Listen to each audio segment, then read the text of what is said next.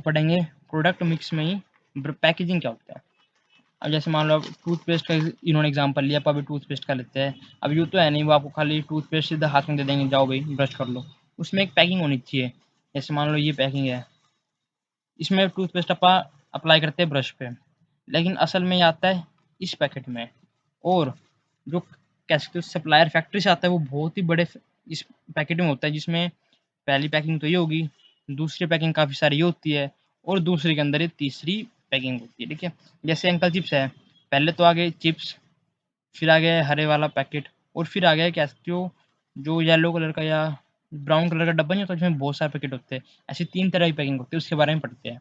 The company is always supply the product in packaged form, for example Coke comes in bottle, tied in bag, biscuits in wrapper, oil in jar. Packaging is the basic activity of every company. It can be defined as a set of tasks or activities which are concerned with the designing, production of an appropriate wrapper, container or bag for the product.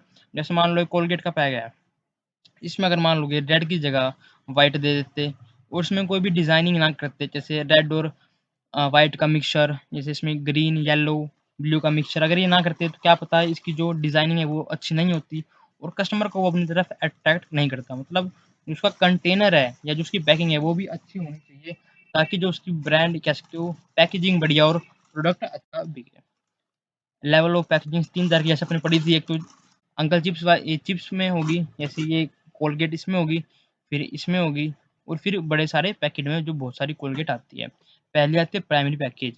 It refers the immediate packing of product, it remains the with product till it is used, for example tube of paste. मतलब ये जो होगी उसे अपन कहते हैं primary packaging. मतलब जब तक अपन वो चीज़ इस्तेमाल कर रहे हैं अपन उसकी कवरिंग को या उसकी पैकेजिंग को फेंक नहीं सकते, वो होती है प्राइमरी पैकेजिंग।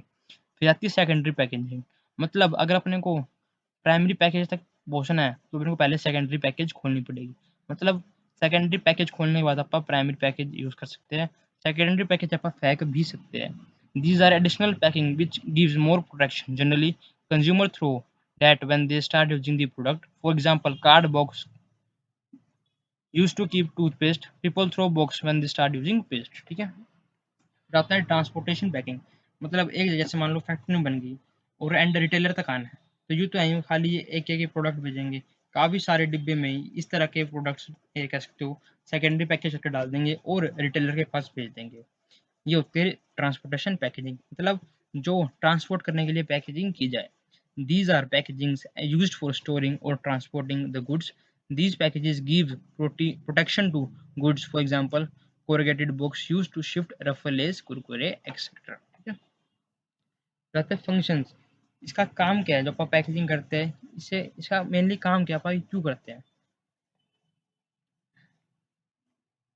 कहलाता है प्रोटेक्शन।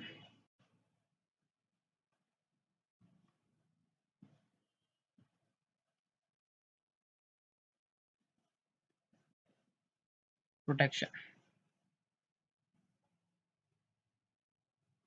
अगर पैकेजिंग नहीं होगी तो पूरे के पूरी चांस रहते हैं कि वो प्रोडक्ट 100% खराब होगा, क्योंकि धक्का मुक्की लगेगी, यहाँ पे आसमान गिरेगा, चांस रहता है कि वो प्रोडक्ट खराब हो जाएगा। प्रोटेक्शन, ये मैं आपको ऊपर ऊपर से पॉइंट कर रहा हूँ, इसके अंदर बहुत ही आसान मैटर लिखा हुआ है, तो बेसिकली आपको ये समझ आ गया पॉइंट तो आप लिख सकते हो इसको। प्रोटेक्शन फिर आता है आइडेंटिफिकेशन। ये देखो, with the help of packaging the product can be easily identified, for example with the yellow and black packaging and alphabet K can be recognized far from it is a Kodak product of red color and unique shape of Coke bottle, we can identify it from distance also। मतलब अगर आप ऐसे simple जाते हो और उस पे जैसे मान लो ये था, अगर ये भी हटा दें, मान लो यहाँ से नाम हटा दें, तो आप इजीली आइडेंटिफाई कर सकते हो ये अंकल चिप्स का पैकेट है, क्योंकि इनकी जो पैकेजिंग है, कह सकते हो इनकी जो ब्रांडिंग है वो इतनी होगी कि वो उनके पैकेजिंग से भी बता सकते हैं। मतलब ये आइडेंटिफिकेशन के भी काम आता है। कन्वीनियंस, अगर आप मान लो चिप्स लेने जाते हो, क्या भैया मेरे को अंकल चिप्स दे दो, अगर वो आपको हाथ में चिप्स दे दे तो ना तो आप उसको कैरी कर पाओगे, ना वो अच्छी तरह बेच पाएगा। इसलिए कन्वीनियंस के लिए, ताकि कस्टमर को भी आसानी रहे और सेलर को भी आसानी रहे। Promotion, packaging plays a role of silent salesman because it promotes or enhances the sale of product. The attractive, colorful, and innovative packing attracts the customer, especially if the product is children products. Attractive packing always induces the customer to buy the product. जैसे आप कह सकते हो, क्या नाम था उसका, वो जो चॉकलेट, क्या नाम था, किंडर जॉय, उस पे जैसे टॉयज वगैरह बने होते हैं, बच्चों को लगता है इसमें टॉयज निकलेंगे, इसलिए वो खरीदते भी है, क्योंकि मेन उसकी पैकिंग ऐसी होती है ताकि वो बच्चों को अट्रैक्ट कर सके। फिर आता है rising standard of health and sanitisation. जैसे जो मान लो किटकैट है फॉर एग्जांपल, किटकैट यूँ नहीं है कि बस उसमें चॉकलेट डाल ली या बीन्स डाल ले तो किटकैट बन के तैयार होगी। उसमें बहुत सारी प्रोसेस लगते हैं, पहले उसको गर्म होती है, फिर उसकी शेप होती है, फिर उसकी ग्रेडिंग होती है।